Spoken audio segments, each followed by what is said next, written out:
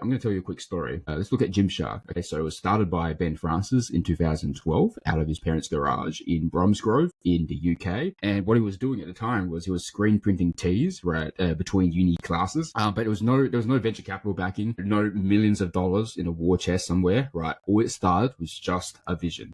And you gotta also remember what the world looked like back then, right? Instagram was still brand new. YouTube fitness was still forming, right? It was still exploding. You take brands like Nike, Adidas, Under Armour, they were still dominating the markets. They were still the legacy giants. So if you zoomed out at what it looked like if you were most people, you could say that, hey, the space is saturated, right? It's cutthroat, that it's a red ocean, that it's noisy, that it's unpredictable. So most people looked at that environment and saw chaos, yeah? But Ben Francis saw overflow. Instead of retreating, instead of shrinking, okay, Gymshark leaned into that flood, right? They leaned into that chaos and they alchemized it. What they did was they tapped YouTubers before quote-unquote influencer marketing was even a term, before it was even a thing, before it was even an established norm. They built the aesthetics that big brands weren't serving, and they let the creators carry the brand global. So you fast forward, Gymshark now does over 600 million pounds in annual revenue, and they're now valued at north of over 1 billion pounds. So